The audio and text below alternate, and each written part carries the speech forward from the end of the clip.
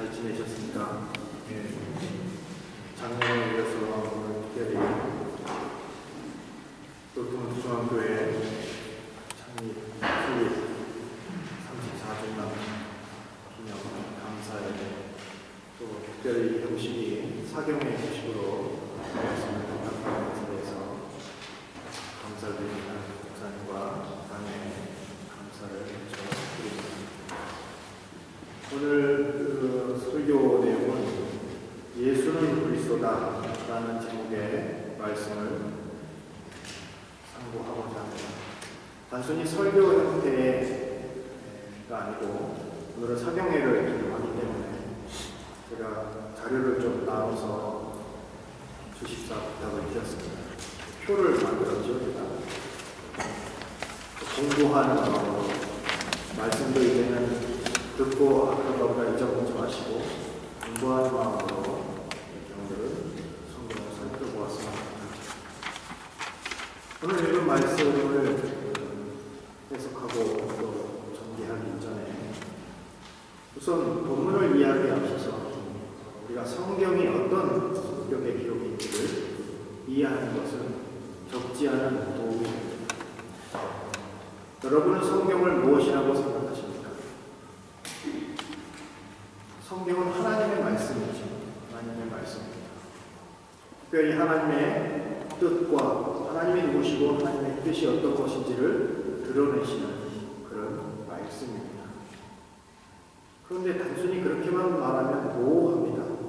좀 더 구체적으로 말하면 성경에는 하나님께서 하나님 스스로 누구신가를 드러내시는 또 그의 뜻이 무엇인지를 드러내시는 어떤 사건을 일으키시는 그런 내용들이 여기 기록이 되어 있습니다. 하나님께서 하나님 스스로를 드러내셨다 하는 측면에서 계시다 이렇게 말합니다. 그리고 그것이 사건이기 때문에 우리가 계시 사건이다 이렇게 볼 수 있습니다. 예를 들어서 모세와 관계에서 홍해를 가르는 기적이 있었다 하면 그것은 하나님께서 특별히 이스라엘 백성과 관계에서 본인이 어떤 분이고 무엇 때문에 지금 이런 일을 하고 있는지를 모세와 그 당한 모든 출애굽 1세대들에게 알리시는 방식으로서 그 역사가 있었던 것입니다. 그래서 그것을 계시 사건이라고 합니다. 그런데 그 계시 사건이 어떤 기간이 되어서 점차 사람들의 기억 속에서 희미해질 수 있는 그런 위험이 있을 때 그걸 어떻게 해야 됩니까? 안 잊어버리게 되면 오늘날과 같이 캠코더가 있거나 누구나 다 핸드폰이 있어서 이렇게 찍을 수 있으면 아마도 성경의 형태가 바뀌었을지도 몰라요. 그러나 하나님께서는 그 당시 그 인류에게 그 사건을 잊어버리지 않도록 오고 오는 세대가 그 사건을 기억하고 그분이 누구신지를 알게 하시는 방식으로 그것을 기록하게끔 하셨습니다. 그래서 하나님을 드러내는 그 계시 사건은 무엇을 통해만 알 수 있습니까? 그 기록을 통해서만 그 계시 사건을 알 수 있는 것입니다. 그러면 그 기록은 뭐가 됩니까? 계시 사건을 드러내는 계시 기록이 되는 것입니다. 성경은 바로 그런 성격이 있는 것입니다. 그 역사 안에, 그 계시 사건 안에 동참하지 못한 오고 오는 모든 성도들이 마치 그 사건에 동참하진 않았더라도 그 사건을 통해서 하나님께서 본인을 스스로 어떤 분으로 드러내시고 본인을 스스로 어떻게 섬기기를 원하시는지를 이 기록을 통해서 알게끔 하시는 그런 역사가 있는 것입니다. 성경은 그래서 계시 사건과 계시 기록에 공존하는 것입니다. 자, 여기서 또 한 가지 생각할 것은 예를 들어서 계시 사건이 있다. 그러면 많은 경우에 마치 일지 쓰듯이 어떤 기자가 매일 그냥 아무 목적이 없이 그냥 있는 일 전부 다 이렇게 쓰는 그런 방식이 아니고 많은 역사가 있었는데 그 중에서 특별히 하나님과 관계에서 뭔가 드러내야 되고 남겨야 되고 어떤 목적에 의해서 어떤 배경에 의해서 그것이 기록으로 정착되어야 하는 어떤 필요성이 있었던 거죠. 그럴 때 그 많은 사건들 중에 특정한 사건들이 선취되어서 이제 기록으로 남는 그런 방식입니다. 그럴 때 많은 경우에 계시 사건과 계시 기록 사이에는 차이가 있겠습니까? 없겠습니까? 시간 차이가 있는 것입니다. 자, 여기 지금 오늘 우리가 보면 마태복음 16장 베드로와 그 사도들과 함께해서 예수님이 대화하는 그런 내용이 적혀 있습니다. 이것을 사건으로 생각하면 몇 년 정도 본 것 같습니다. 예수님이 아직 십자가에 돌아가시기 전이니까 대략 우리가 연도를 정확히 얘기할 수는 없어도 쉽게 생각하기 위해서 AD 30년 이렇게 생각하십시오. 지금 이 본문 우리가 읽은 본문은 예수님과 그때 그 당시에 그 앞에 있었던 제자들과의 대화인데 어떤 시점에 일어난 사건이냐 하면 AD 30년경에 일어난 사건이다. 근데 실제로 이것이 기록은 언제 됐습니까? 누구에 의해서? 우리가 전통적으로는 마태에 의해서 대략 그것도 쉽게 생각하십시오. AD 60년경에 기록되었다. 이렇게 고백을 합니다. 그러면 이 계시 사건과 마태가 그 계시 사건을 기록으로 남긴 그 시점과는 몇 년 차이가 있습니까? 30년 차이가 있는 것이죠. 도르트문트 중학교가 몇 년이 됐다고요? 34년. 마치 이 기간을 생각해보면 34년 전에 예수님께서 여러분과 더불어서 이런 얘기를 한 거예요. 사람들이 나를 누구라 하냐? 너희는 나를 누구라 하냐?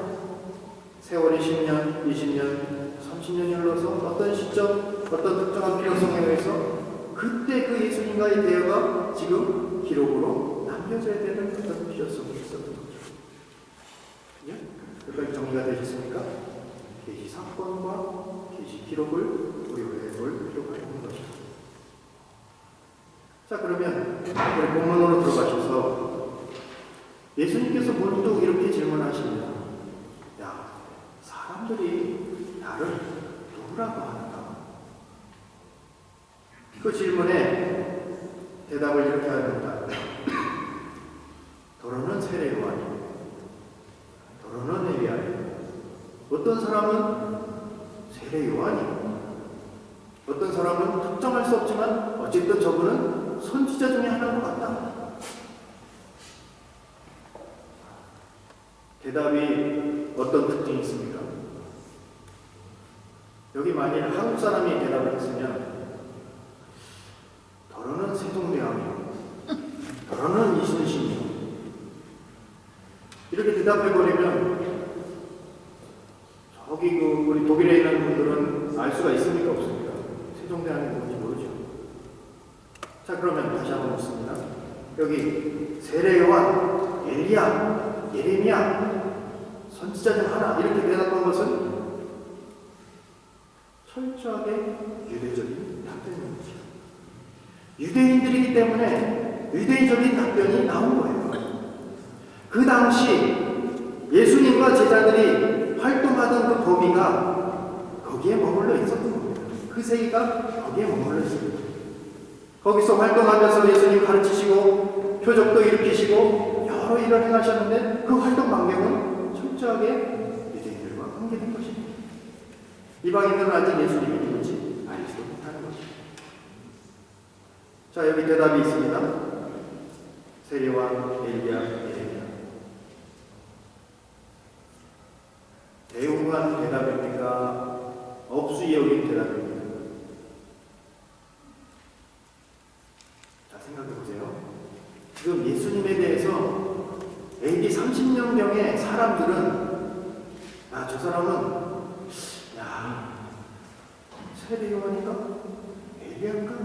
예레미야인가? 선지자 중에 하나인가? 대우한 대답입니까? 무시한 대답입니까? 대우한 대답이에요. 상당히 대우한 대답이에요. 엘리야인가? 이 정도는 보통 사람이 아니다는 것은 분명히 알고 대답이 아니라고요. 유대인들에게 있어서 이 선지자 중에 하나라 하는 것은 상당히 대모하는 것입니다. 왕보다도 어쩌면 그 길을 가까이 가려고 하는 그런 자 중에 하나가 바로 선지자인 것이죠. 그것도 보통 선지자가 아니고 세례요한, 엘리야, 예수님에 대해서 상당히 대우하고 예수님을 존중하고 예수님에 대해서 그렇게 생각했는데 정답입니까? 정답이 아닙니까? 정답은 아닌 거죠. 상당히 대우하고 상당히 존중하고 상당히 그를 높이 올리는 그런 대답이긴 하지만 정답은 아닌 것이다. 자, 그때로부터 그런 대화가 있으면부터 이것이 기록될 좀 시점, AD 60년경으로 생각해 보십시오. 왜 이것을 굳이 그때부터 30년, 그때로부터 한 30년이 지난 이 시점에서 이것을 기록으로 남겼어야 됩니까? 예수님의 그때 그 질문, 사람들이 나를 누구라 하는가 하는 것은 30년 전이나 30년 후에도 여전히 유용한 질문이었기 때문에 기록으로 남긴 것입니다. 불과 한 세대 후이지만 어떤 일이 생겼습니까? 30년 사이에 어떤 일이 생겼어요? 예수님 어떻게 되셨어요? 예수님 십자가에 못 박혀 주셨다가 부활하시고 승천하시고 어떤 일까지 있었어요? 오순절 성령 강림 사건도 있었고 그것과 관계해서도 그 이후에 사도들이 어떤 일을 했습니까? 전도하고 교회는 이제 어디에 머물러 있어요? 유대에 머물러 있습니까? 사마리아를 넘어서 지금 어디에까지 있습니까? AD 60년경에 로마에까지도 교회가 있는 것이다. 어떤 면에서 지금 마태복음을 기록할 때 그때 시점의 교회는 더 이상 유대적 종교의 어떤 그 지역에 있는 그런 교회가 아니고 전 유럽에 걸쳐서 교회가 있는 것이다. 됐습니까? 사도행전의 1장부터 마지막 장까지의 역사가 어쩌면 다 지나는 그런 시점에 이 기록이 남겨져 있는 것이다. 마태는 이 기록을 통해서 그때 그 세대 교회들에게도 다시 한번 묻고 싶었던 것입니다. 교회는 많아졌고 주변 사람들이 이제 그 교회를 통해서 예수가 누구인지를 듣게 되는 그런 여러 형편 가운데 다시 한번 이 기록을 통해서 사람들이 예수를 누구라 하느냐 묻고자 하는 것이다. 대답이 어떻게 됐겠습니까? AD 60년경의 대답이 더 이상 유대적인 답변은 아니겠죠. 더 이상 유대에 갇혀있는 그런 답변만 나오는 건 아니겠죠. 유대인들이 모인 기독교인도 있을 수 있지만은 훨씬 더 다수는 이방인들이 이제 예수를 믿고 교회 안에 들어와서 신앙생활을 하는 그런 사람들이 있었을 것입니다. 그리고 그 주변 지역도 역시 그 예수에 대해서 듣게 되는 겁니다. 대답은 아주 세계적인 거죠. 유대적인 대표뿐만 아니라 자, 여기 지금 우리가 살펴봐야 될 구절 중에 고린도전서 1장을 보시면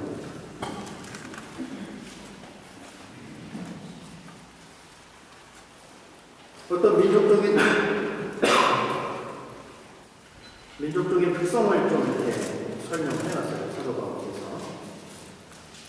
22절을 보시면 유대인들, 적어도 고린도전서가 기록될 당시 유대인들의 특성은 어떤 특성입니까?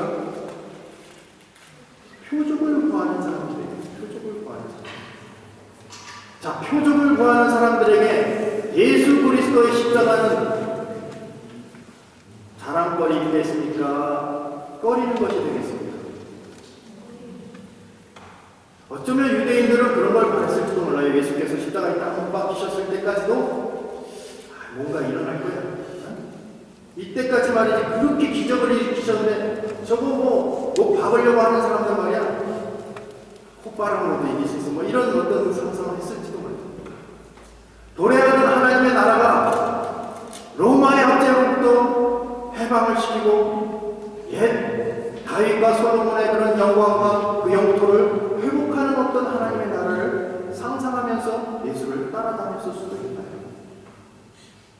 영광과 존귀를 뒤로하고 고난받고 십자가에 달리시는 그 예수는 이제 30년 지난 후에 어떻게 됐겠습니까? 그때 그 시대에 목격한 사람들은 이제 많은 경우에 세상을 떠나가고 그 2세대가 그 얘기를 전해 들었는데 믿거나 말거나 부활했다고 하고 믿거나 말거나 그는 하나님의 아들이라고 그러고 믿거나 말거나 그는 하늘로 승천했다고 하는데 알 수가 없고 그러나 분명한 것은 표적을 구하는 유대인들에게는 그 예수는 꺼리는 것이 되실 것이다. 자, 그 다음에 헬라인들은 뭘 구합니까? 지혜를 구하는 세상이 있어요. 예수님이 지혜롭습니까? 사람들 보기에 비하합니까? 변론을 해야 될 거 아닙니까? 적어도 제사장들에게 딱 잡혀왔을 때는 네가 유대인의 왕이냐? 이렇게 물어보면 눈치껏 말이죠. 글쎄 이렇게 대답을 해야 되는데 기다 맞다 이렇게 대답해버리면 변론이 안 되는 거죠. 변론이 죽으러 가신 거라고요. 터벅터벅 그 길을 가신 거라고요. 예수에 대해서 소개받은 예수를 직접 보지 못한 헬라인들에게는 예수는 그의 십자가는 미련한 것입니다. 그렇지 않겠어요? 미련한 것이죠. 명예를 존중히 여기는 로마인들에게는 어떻겠습니까? 그 십자가는 아주 불명예스러운 그런 형틀이 된 것이고 그 예수는 그 불명예 가운데 죽은 반란을 일으키다가 잡혀간 청년 예수입니다. 이렇게 생각을 하죠. 대답이 어떻습니까? 세계적인 것이 세계적. 자기가 나라고 생각하는 예수에 대해서 말했을 것입니다. 사도 바울은 로마서 1장 16절에 내가 이 복음을 부끄러워하지 아니하노니 내가 이 복음을 부끄러워하지 아니하노니 누구한테 편지했어요? 로마서 보란듯이 명예를 존중히 여기고 불명예로 생각하는 그들에게 거기에 모여있는 성도들에게 내가 이 복음을 부끄러워하지 아니하노니 이런 자랑거리로 여긴다. 이로써 알 수 있는 것은 무엇입니까? 30년 전 예수께서 그 제자들과 더불어서 대화하실 때 사람들이 예수를 세례요한이요, 엘리야요, 예레미야요, 선지 중에 하나다 이렇게 말했던 그 당시 이례적인 그런 대답. 이제 30년이 훌쩍 지나서 한 세대가 지나고 그 예수를 직접 본 사람이 없는 사람들이 훨씬 더 많은 그런 시대에 예수에 대해서 어떻게 평가하는가 생각해보면 다양한 평가가 있을 수 있다. 사람들이 나를 누구라고 하냐?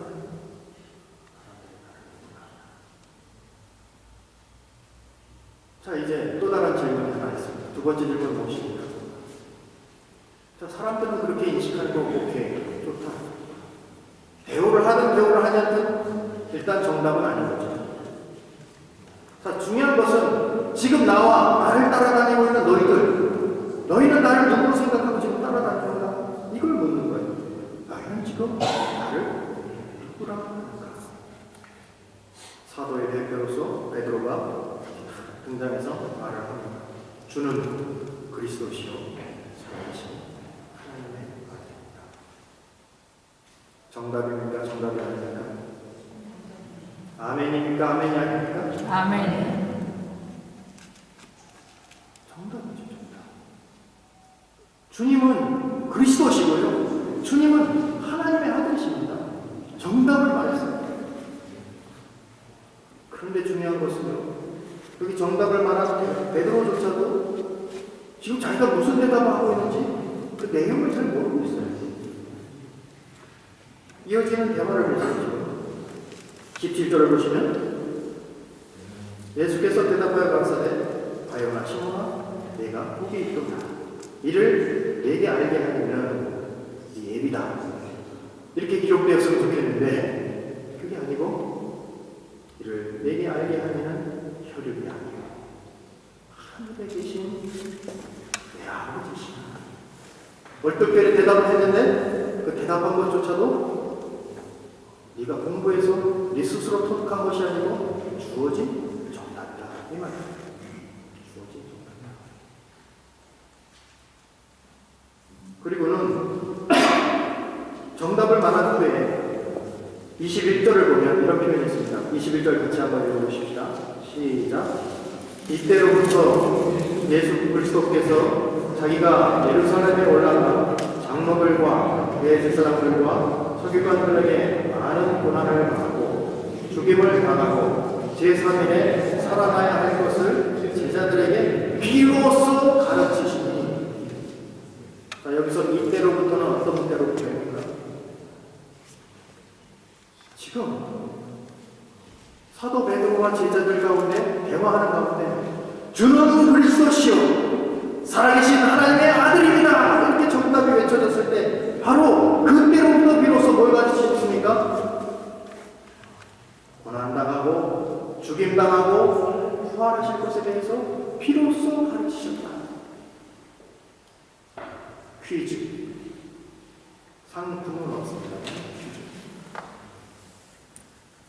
고난당하고 죽임당하고 부활하는 일이 그리스도와 상관 있는 일입니까? 상관없는 일입니까?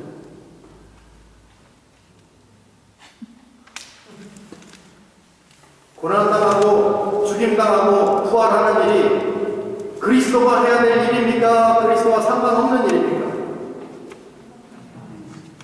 바로 그리스도가 그 일 때문에 오신 것이죠. 예수는 고난당하고 죽임당하고 부활하시기 위해서 오신 것이죠. 바로 그것이 그리스도가 하시는 일이란 말이에요. 고백을 했는데 베드로가 뭐라고 정신을 차리지 않고 얘기를 합니까? 그 다음에 이 사람 굉장히 흥미로운 사람이에요. 22절을 보시면 베드로가 예수를 붙들고 가나요 가로되 주여 그리 마옵소서. 결코 주에게 이 일이 미치지 아니하리이다. 여러분 성경에서 저는 굉장히 재미있는 사람 베드로라고 생각해요. 베드로에 대해서 일화가 많죠. 왜 일화가 많은 줄 아세요? 사건을 많이 쳤어요. 사건. 이 양반은 의지는 앞서고 막 불같은 하고자 하는 의지는 많은데요. 뒷감당을 못해요. 그래요. 이름 벌려놓고 뒷감당을 못해요. 여기도 마찬가지. 주는 그리스도시요 살아계신 하나님의 아들입니다. 누구보다 먼저 딱 얘기했는데 그 다음에 그래? 그럼 이때로 비로소 그리스도가 하시는 일을 고난받고 죽임당하고 부활하는 그 일을 통 얘기합니다. 주님! 그것도 그냥 말한 것도 아니에요. 붙들고 그냥 흔들면서 얘기하는 정신 차리시라고 무슨 소리 하시냐고. 절대로 이 일이 주님께 일어나지 않을 것입니다. 내가 다 막겠습니다. 정답은 말했으나 그 정답의 내용을 채우고 있으니까 채우지 못하고 있습니다.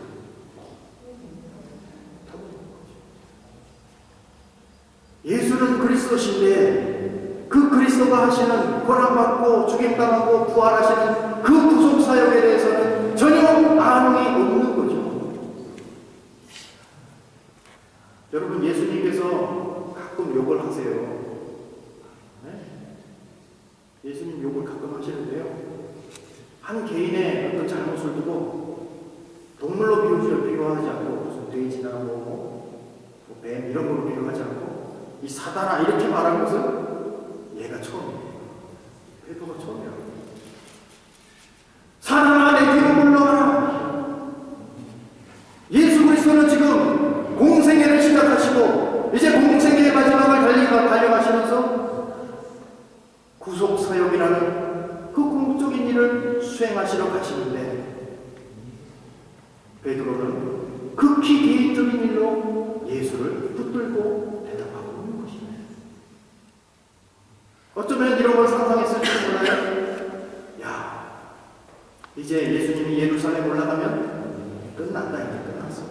이 인기를 얻어서 이제 로마를 물리치고 우리 유대를 새롭게 부강하게 일으키시고 왕이 되시면, 왕 되면 뭐예요? 왕 혼자 다스려요?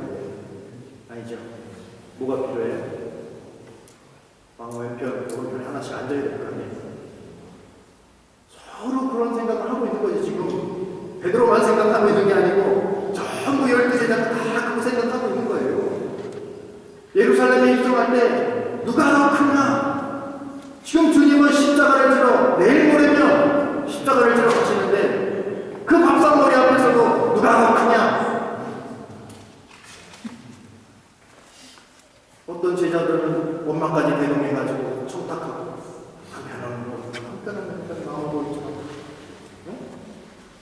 그걸 듣고 있던 다른 10제자가 어떻게 했다고요? 무은히 여겼다. 12이 다 똑같은 걸 생각하고 있는 거예요. 청탁은 둘이 했지만은 이거 한 발 늦었다 이거죠. 12제자가 다 그런 걸 생각하고 있다고요.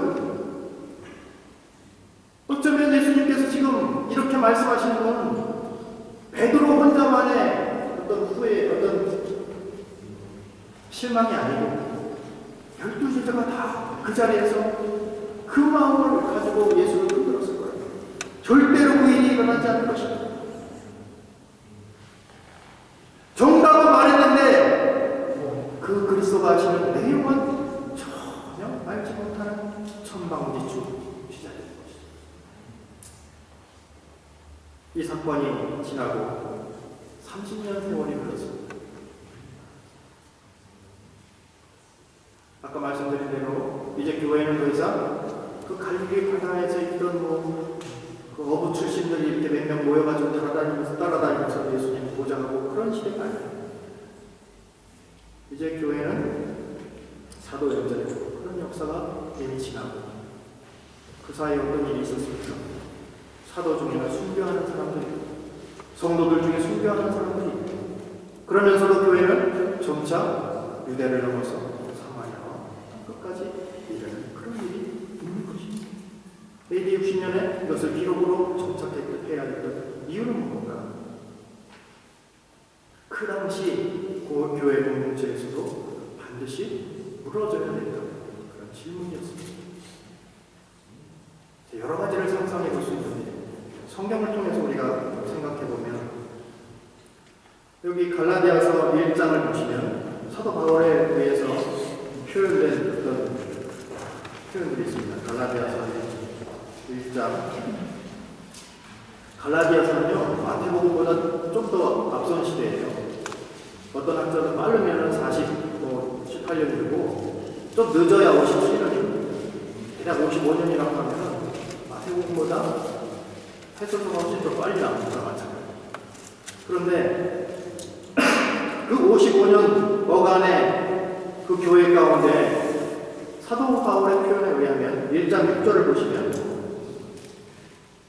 그리스도의 은혜로 너희를 부르신 이를 이같이 속히 떠나 다른 복음 쫓는 것을 내가 이상히 여긴다.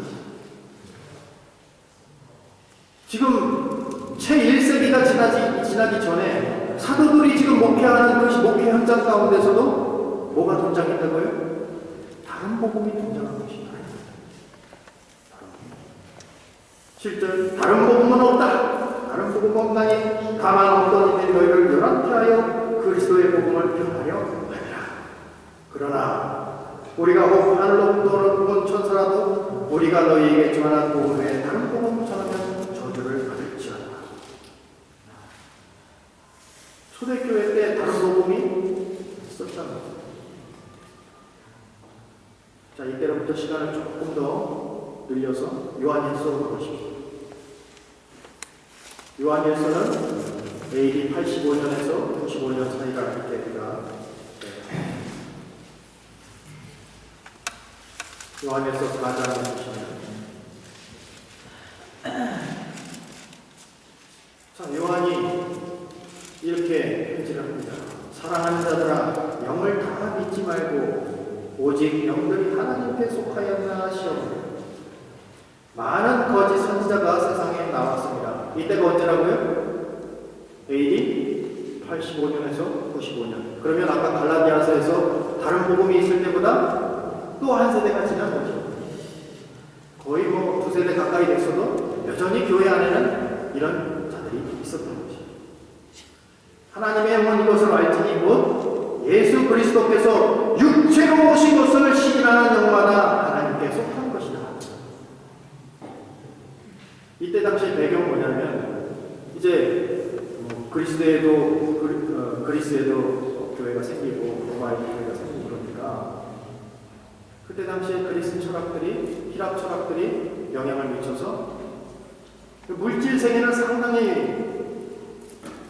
아주 불순한 것을, 그렇기 때문에 육체로 오신 예수는 신적인 존재가 될 수 없는 거죠.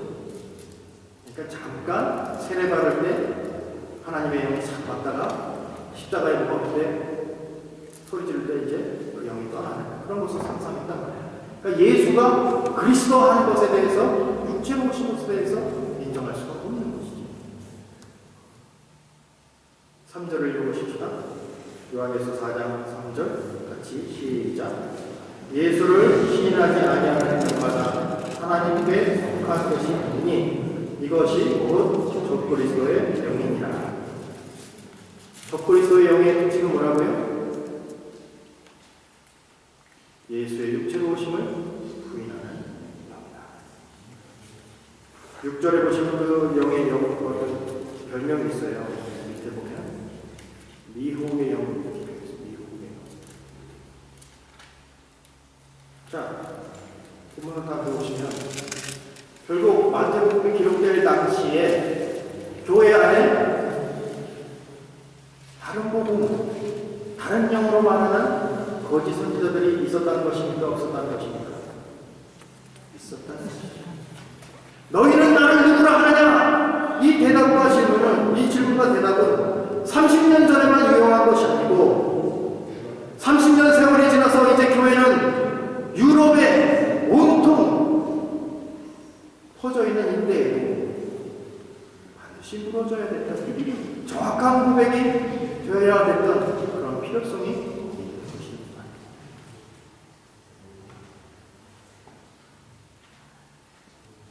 더불어서 그런 다른 부분뿐만 아니라 이제 AD 60년을 넘어가면 어떤 일이 생기냐면 예수 믿는 것 때문에 핍박받는 일이 생겨요. 자, 한 63년 이렇게 되면 로마에서는 대대적인 핍박이 일어납니다. 조직적이고 대대적인 핍박이 일어납니다. 예수가 그리스도 하는 말을 전하는 것과 동시에 목숨을 담보해야 되는 일이 생긴다고요.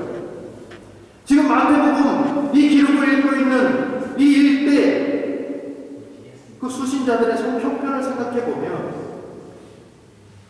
이 교회 안에 들어와 있는 그 형편, 그 성도들의 형편이라는 것은 많은 경우에 예수를 직접 본 사람들입니까? 보지 못한 사람들입니까?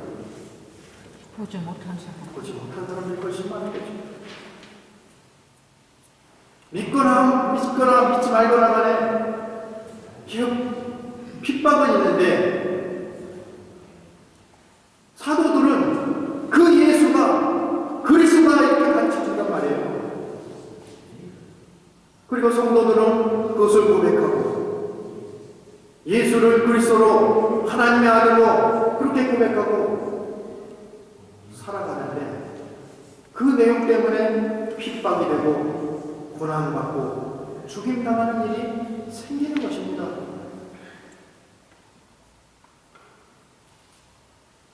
사도행전 5장을 한번 보시면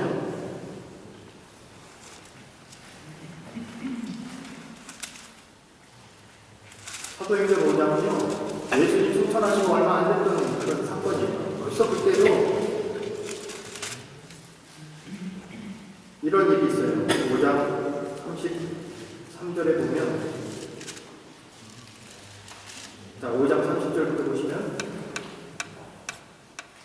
너희가 나무에 달아 죽인 예수를 우리 조상 하나님이 살리시고 이스라엘로 회개케 하사 죄사함을 얻게 하시려고 그를 오른손으로 높이사 임금과 구주를 삼으셨느니라.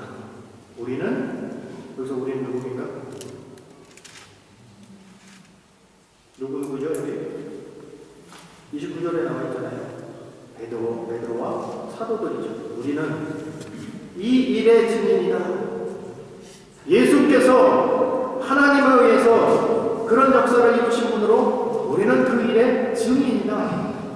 하나님이 너희는 나무에 달아 죽였지만 우리 조상 하나님은 그를 살리셨고 그를 임금과 구주로 그렇게 높이 들리게 하셨다. 이 일의 우리의 증인이다. 몇 달 전에 너네가 잡아 죽인 그 예수 있지?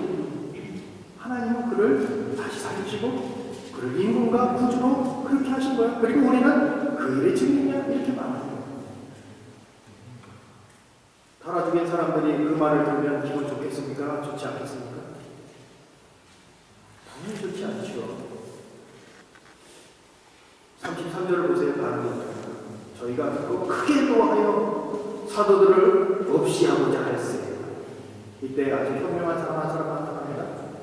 가나안의 바리새인 가나안이 교법사로서 이제 중재를 하죠.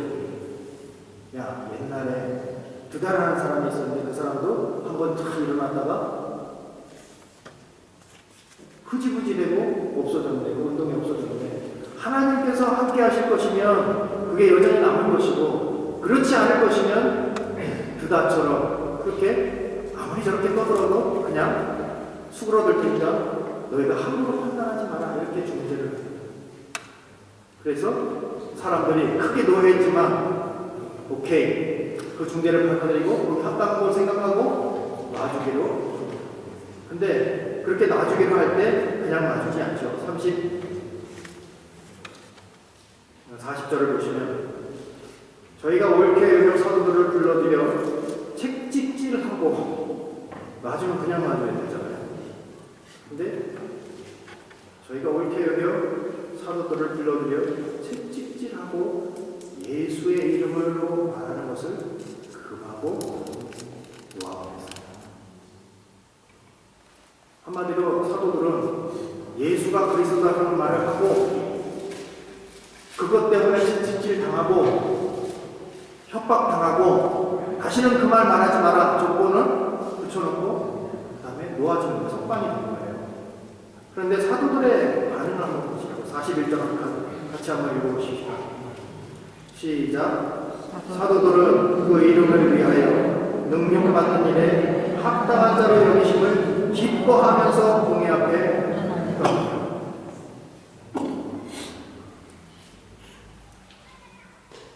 여기서 베드로를 상상해 보세요, 여러분.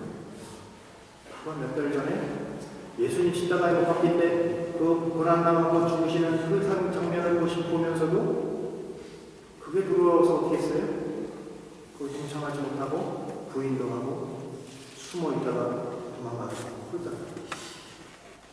근데 지금 불과 몇 달 사이에 이렇게 변한 거예요. 그 이름을 위하여 능력받는 일에 합당한 자로 여기심을 기뻐하였다. 주는 그리스도시요 살아계신 하나님의 아들입니다. 이렇게 고백했을 때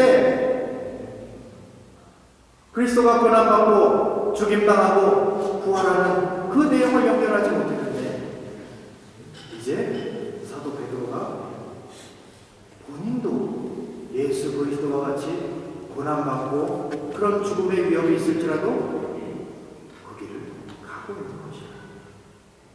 그냥 말뿐인 대답이 아니고 이제 뭐래요? 내용을 채우고 있는 것이야. 그리스도의 고난과 십자가의 내용을 자기의 것으로 채우고 있는 것이라고 합니다. 그런 대대적인 핍박의 때가 시작되면서 이 시대에도 교회에 속한 성도들은 정확하게 주는 그리스도시요 살아계신 하나님의 아들입니다. 이렇게 정확한 신앙 고백이 요구되었던 시대가 바로 마태복음이 기록될 당시라.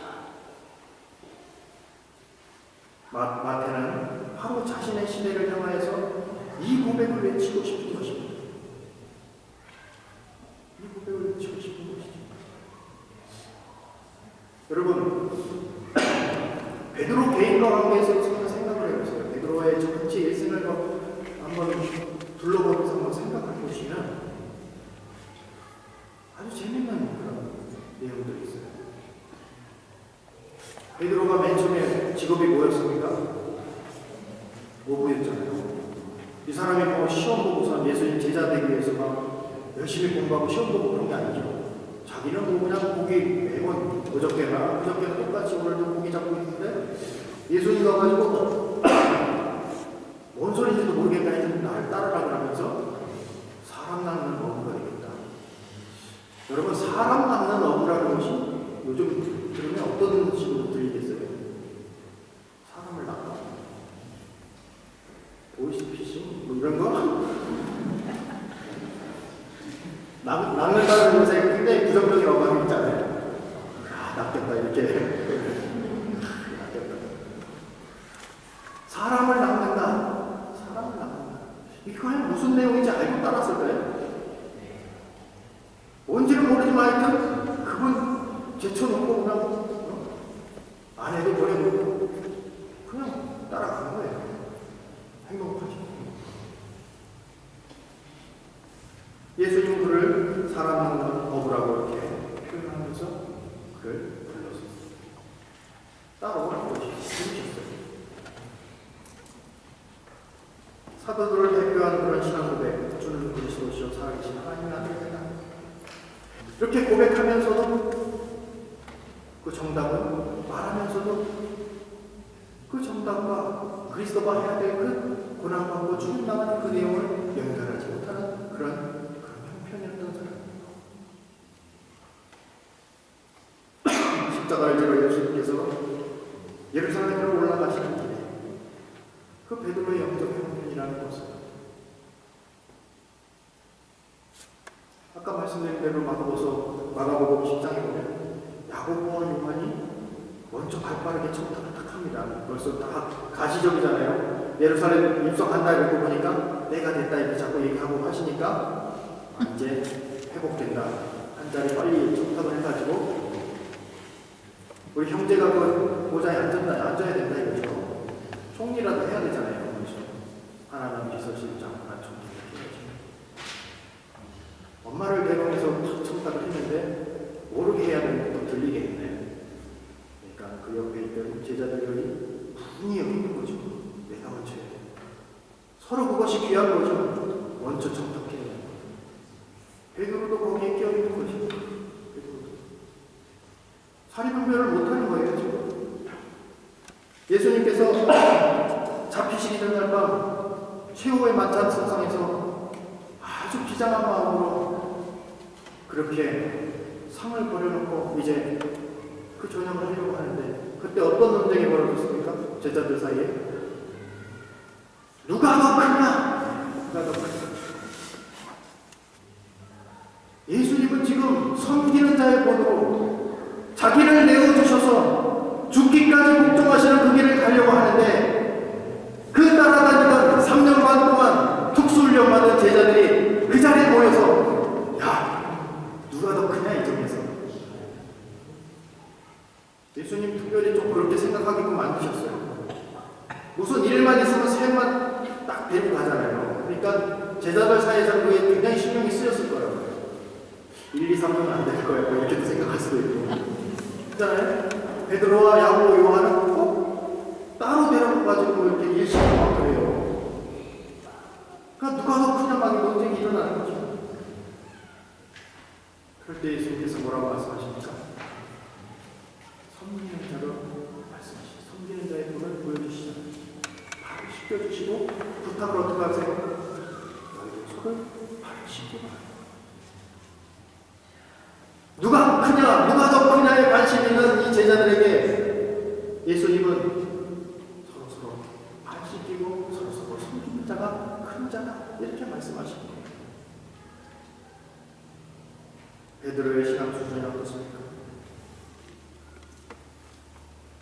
베드로가 잘 알아들었어요? 못 알아들었어요? 발 시킨다 그러니까 뭐라고 그랬어요? 베드로 가만히 있으면 중간하는데 이 사람은 또 뭘 말을 해. 예수님 발 시켰다 보니까 뭐라고 했어요? 다른 데서는 가만히 있었어요. 절대로 시킬 수 없는. 절대로 시킬 수 없다고 그러면서 막 그러잖아요. 그러니까 또 예수님이 야 발 안 시키면 나는 아무 상관없어 이렇게 뭐라고 그래요? 목욕시켜주세요 그러잖아요. 이 사람은 어떻게 된 건지 모르겠어요. 천범지축이에요 그냥. 너무 익스트림이야 그냥. 그렇잖아요? 사고를 많이 쳐서 성경이 많이 기록된 거예요. 전혀 알아듣지 못하는 형편이죠. 예수님이 바다를 이렇게 걸어오시니까 사람들 무서워하다가 예수다 하니까 제일 먼저 뛰어든 사람 누구예요?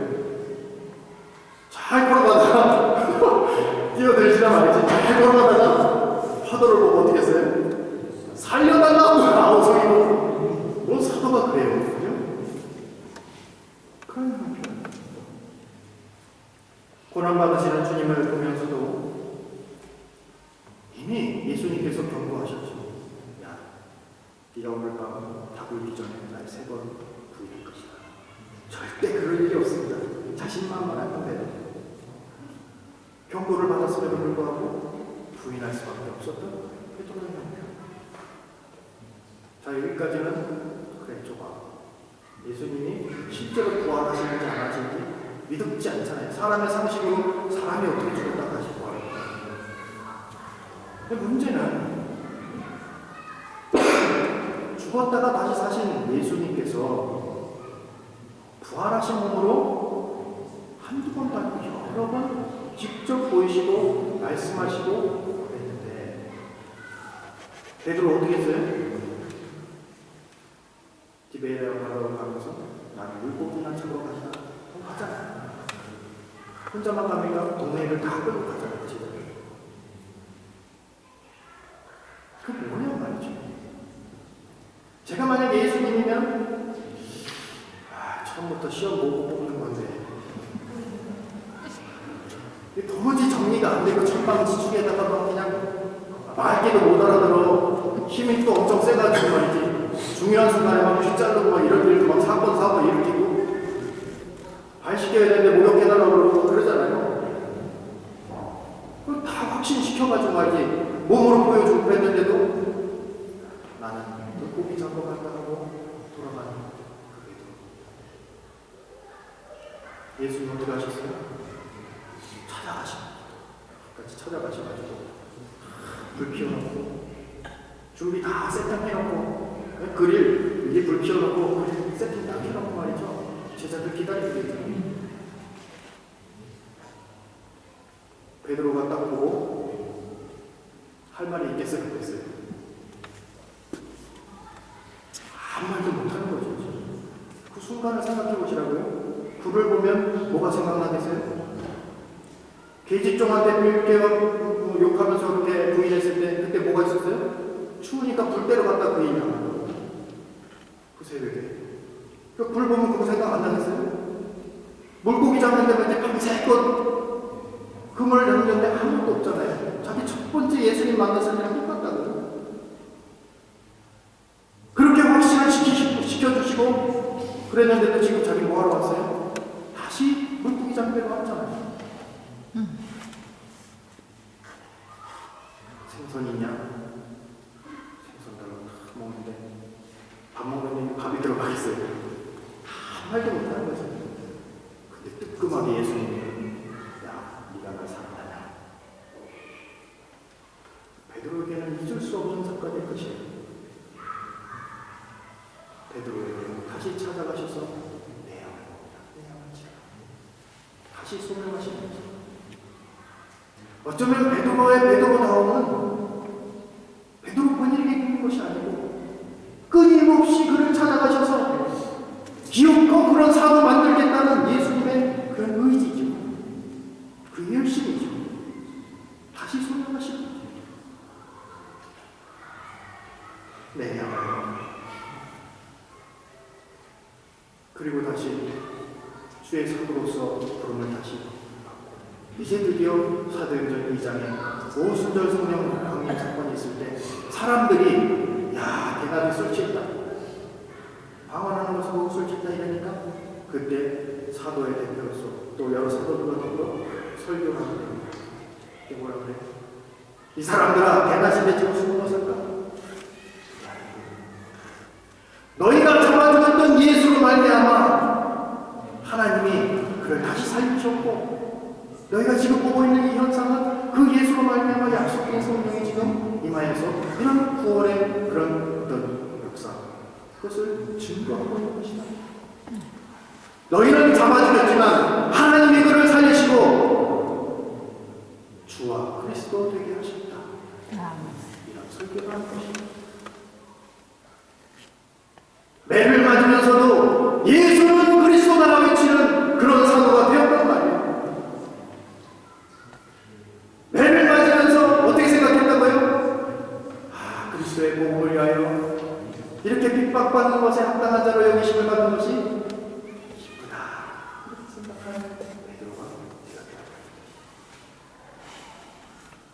이후 예루살렘 교회에서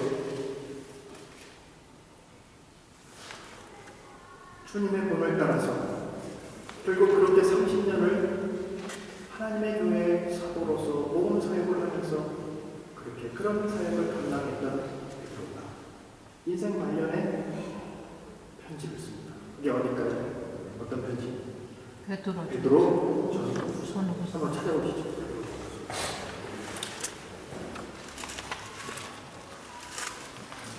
베드로 전서를 먼저 1장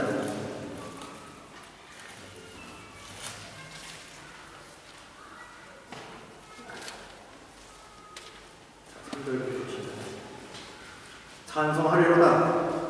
우리 주 예수 그리스도의 아버지 하나님이 그 많으신 긍휼대로 예수 그리스도의 죽은 자 가운데서 부활하심으로 말미암아 우리를 거듭나게 하사 산 소망이 있게 하시며 30년 전 베드로를 상상해 보시면 이게 얼마나 발전된 건지 아시겠지요? 그때는 예수 그리스도의 고난도 죽음도 부활도 전혀 연결하지 못하는 그런 형편이었는데 이제 그런 사도로서 30년을 살아가고 거의 인생 말년에 그의 본성들에게 권면하는 내용 가운데 이것을 고백한다. 예수 그리스도의 죽은 자 가운데서 부활하심으로 말미암아 그만 부활한 것이 아니고 또한 거듭나게 하시고 산 소망에 있게 하셨다. 4절 썩지 않고 더럽지 않고 죄하지 아니하는 기업을 있게 하시나니 곧 너희를 위하여 하늘에 간직하신 것이라. 너희가 여기서 너희는 누굴까요? 적어도 베드로 서신을 갖고 있는 1차 수신자들을 말하겠죠. 그들의 형편은 어떻습니까? 너희가 말세에 나타내기로 얘기하신 구원을 얻기 위하여 믿음으로 말미암아 하나님의 능력으로 보호하심을 입었나니 그러므로 너희가 이제 여러 가지 시험을 인하여 잠깐 근심하게 되지 않을 수 없었으나 오히려 크게 기뻐하도다. 시험이 없다는 말이 아니라 있다는 말이다. 시험 중에 있는 성도들을 너희가 알기 때문에. 그런데 이 너희는 예수를 직접 본 자들일까요? 보지 못한 자들일까요? 보지 못한 자들. 8절을 보시면 예수를 너희가 보지 못하였으나 사랑하는도다. 이해가 가십니까? 이 시점이 언제라고요? 기록 시점이?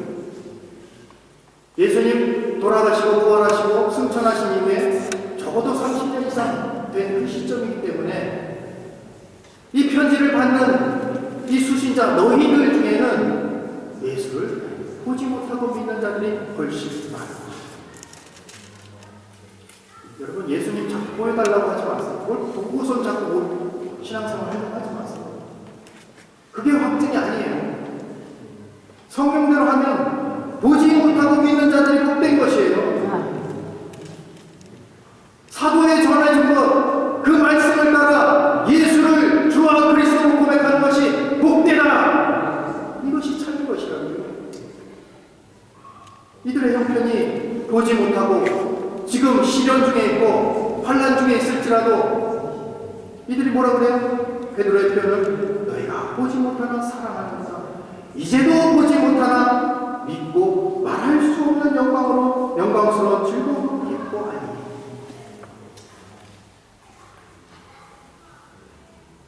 이들의 형편은 잘 먹고 잘 살고 아이들 잘 되고 성공하고 사회에서 어느 정도 손꼽아주고 다른 사람들로 칭찬받고 그런 게 아니라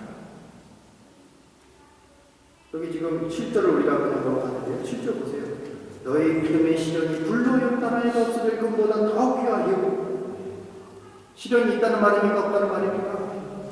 시련 중에 있는 초대교회 성도들은 바로 기쁨을 이런 것으로 삼은 것이에요. 예수를 보지 못하였으나 보지 못하였으나 사랑하고 이제도 보지 못하였으나 믿고 말할 수 없는 영광스러운 즐거움으로 기뻐하던 자들이 바로 초대교회 성도들이었던 것입니다. 그들이나 우리도 보지 못하잖아요. 우리도 보지 못하잖아요. 11절 보세요. 10절인데 이 구원에 대하여는 너희에게 이 말들을 예언하던 선지자들이 연구하고 부지런히 살펴서 여러분 선지자들이요 그냥 무슨 무당 이렇게 입신해가지고 뭘 저절로 알게 되는 게 아니에요. 주어진 말씀을 따라 그 말씀으로 연구하고 살피는 것입니다. 그래서 뭘 했다고요? 자기 속에 선지자들 자기 속에 계신 그리스도의 영이 그 고난 받으실 고난과 후에 얻으실 영광을 미리 증거하였다. 성령이 하시는 일은 그리스도를 증거합니다. 성령을 말하고 희한한 일이 일어나고 사람들이 도무지 이것을 기적이라 생각하는 일들이 일어나더라도 거기에 그 예수가 주와 그리스도가 되는 그런 증거가 없으면 그것은 아무 가치가 없는 것입니다.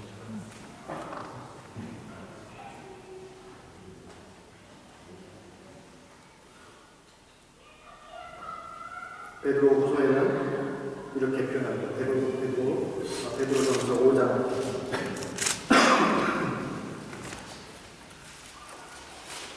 5장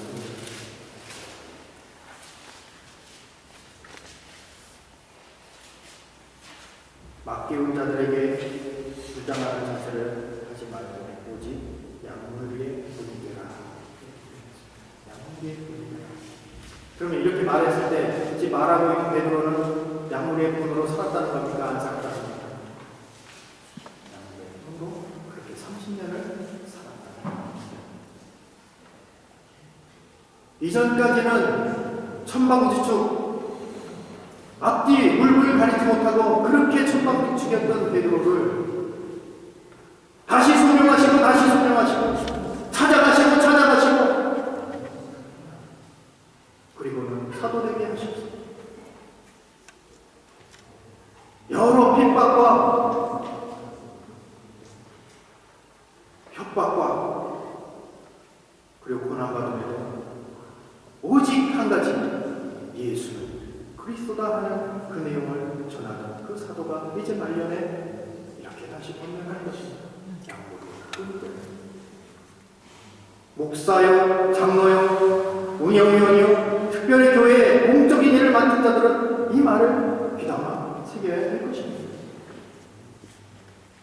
양보의 분되는 자로 여기 5장 1절 이렇게 되어 있어요. 여기 중에 장로들의 권한이 나는 함께 장로된 자도 그리스도의 고난의 증인입니다. 나타나 영원히 참여한 자다. 그런 자가 어떻게 산다고요?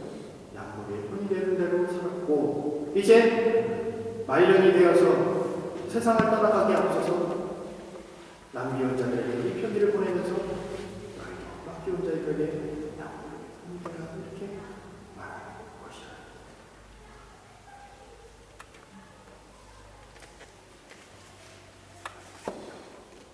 여러분 이제 베드로의 전체 생애를 우리가 살펴봤는데 그만 이런 양문의 본이 되는 자로서 30년을 그렇게 살았던 베드로가 처음 예수님을 만났던 그 시점을 상상하면 어떨까요?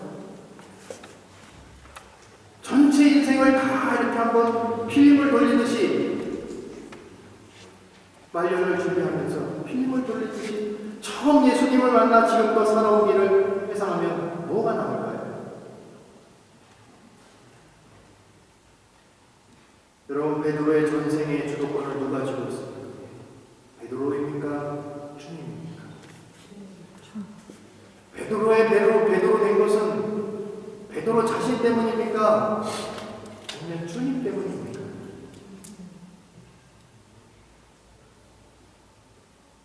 자기는 알지 못하는 그런 형편 가운데 그저 매일매일 물질하고 있는 그런 자로 살아가는 자에게 알지 못한 말로 사랑아 너도 되게 하겠다 따라라. 이제 비로소 베드로는 그게 무슨 말이었는지 깨닫지 않겠어요? 사도행전 2장에 자기가 그것을 오순절 성령 강림 사건을 설교하면서 회개하라 외쳤을 때 3,000명이 거기서 회개하고 그리스도를 영접했을 때 이게 살아가는 그 일인가? 이렇게 생각하지 않겠어요? 처음은 모르죠. 처음은 그게 무슨 말인지 몰라요.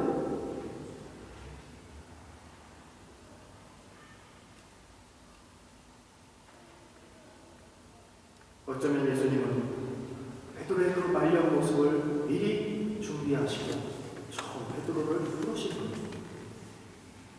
사람은 모르죠. 그 일이 진행되고 다 결과를 본 후에야 앞을 보잖아요. 그러나 지금 진행 중에 있을 때는 잘 모른다고. 베드로 형편에서 보면 바로 이 일을 위해서 그 부르심을 받았고 내가 여러 사고를 치더라도 아직도 내가 이렇게 양무리의 본이 되는 자로 이렇게 있는 것은 주의 은혜구나 생각하지 않겠어요? 베드로는 인생 말년을 들고서야 예수님의 부르심, 그 부르심과 인도하심을 알게 되었습니다. 그의 선택이 우리를 만들어갑니다. 그가 시작하신 것이기 때문에 그가 끝을 보신다고요. 그리고 평생의 전체를 통해서 남을 고백은 예수는 그리스도다 이것입니다. 30년 예수님과 대화할 때 도무지 무슨 말인지 몰랐다. 주는 그리스도시요 살아계신 하나님의 아들입니다.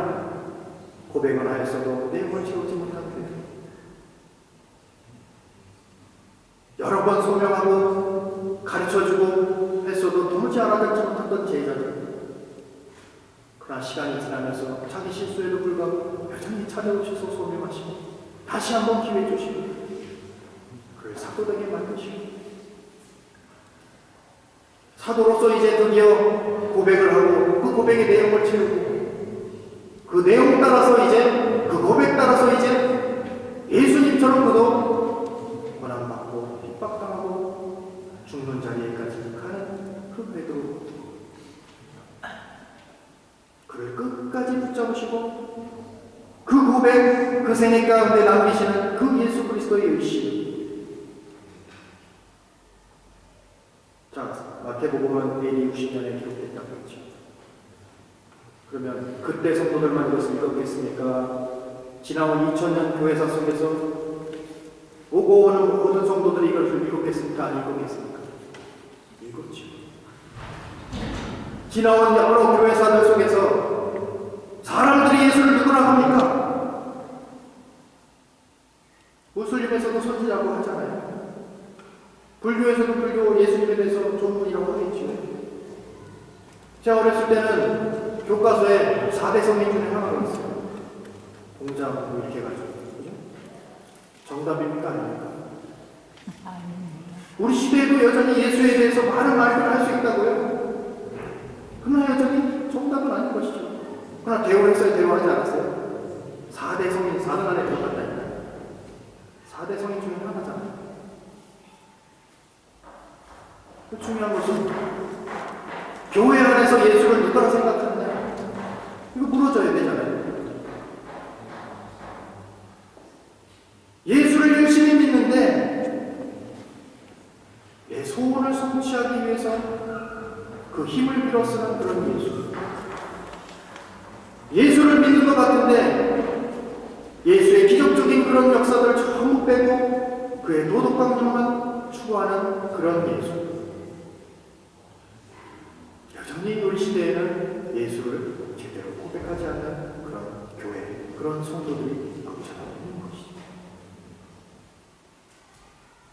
여러분들 신앙생활이 이제 앞으로 계속 특별히 30년, 34년 전 이 물음을 예수님께서 한다고 칩시다. 사람들이 나를 누구라 하는가? 너희는 나를 누구라 하는가? 이 질문을 받았을 때 여러분들 고백했겠죠. 저는 그리스도시여 살아계신 하나님. 세월이 지나서 이제 베드로가 사망하고 30년이 지나서 이제 다시 한번 예수님께서 묻는다. 너희는 나를 누구라 하는가? 여러분 대답은 똑같아요? 똑같지 않아요?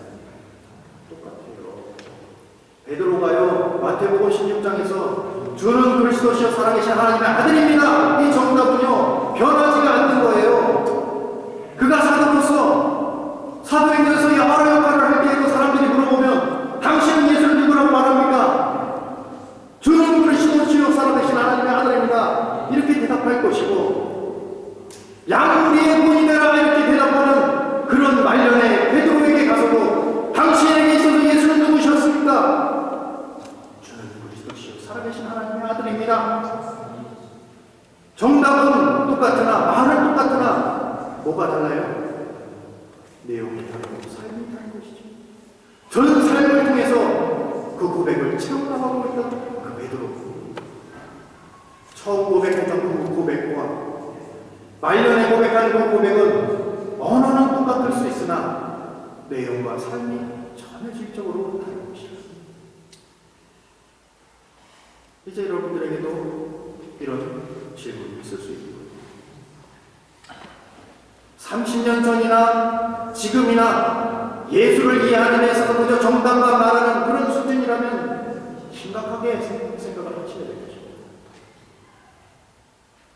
30년 전에 고백했던 그 고백이 내가 그가 누군지 자세히 모르고 그냥 되뇌어서 했던 고백인데 이제 지나온 세월을 지나보면서 여러 어려움도 있고 나는 베드로처럼 사고도 많고 그래도 여전히 나를 여기까지 불러주셔서 교회의 일원으로 때로는 직분자로 이렇게 남기신 것은 그분의 열심이고 이제도 그가 질문했을 때 너는 나를 누구라 하느냐 이렇게 물어봤을 때 내 대답은 그때와 똑같으나 그 전 삶을 통해서 그 내용적으로 그를 채우고 있는 고백이 되어야 되는 것입니다.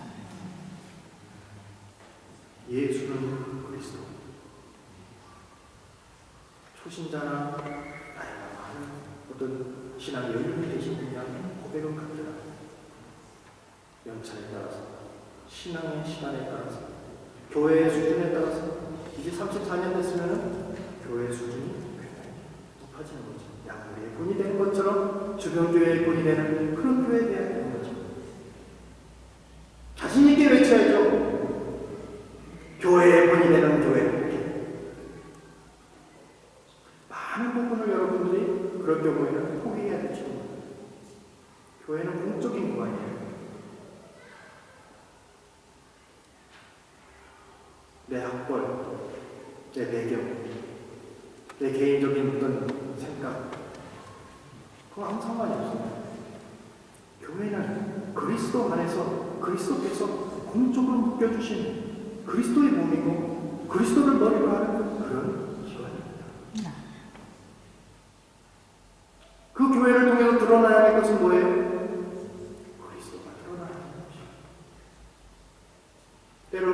교회를 위해서 내게 맡겨진 일, 목회자요, 장로요, 집사요, 성가대원이요, 여러 직임들이 다를 수 있습니다. 그 모든 것이 합하여서 무엇을 드러내는 겁니까? 예수와 그리스도의 것을 드러내는 것입니다. 그 일에 개인적인 것들 혹은 내 학벌, 내 배경,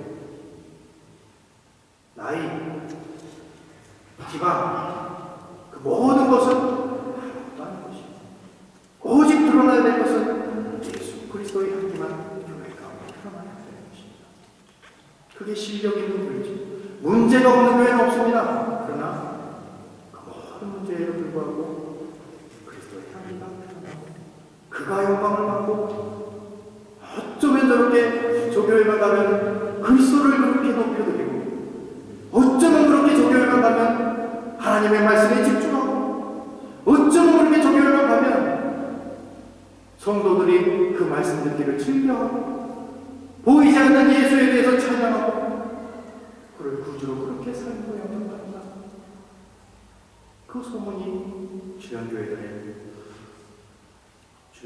도움받고 본을 받고 참 저 교회처럼 우리도 그렇게 신앙생활 해야지.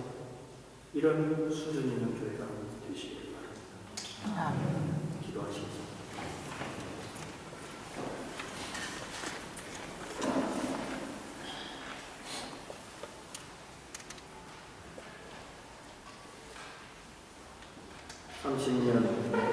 시간을 주셔서 주께서 이 교회를 세우시고 이제까지 인도하시고 성장시키시고 여러 어려운 일들이 있었사오나 여전히 주에게도 납대하시어서 이곳에서 주의 복음이 여전히 왕성하게 증거되게 하시고 주님의 열심을 찬양하며 감사를 드립니다.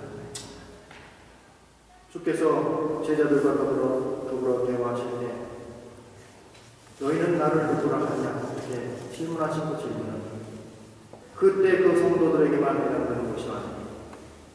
그 기록을 읽는 우리 모두가 주님을 바로 고백하고 그 고백뿐만 아니라 고백에 합당한 내용을 삶으로 채워서 주님의 주님 되심을 분명히 우리 삶 가운데 열매맺게 하시고 성도의 성도다움을 분명하게 드러낼 수 있는 기회를 허락하여 주옵소서.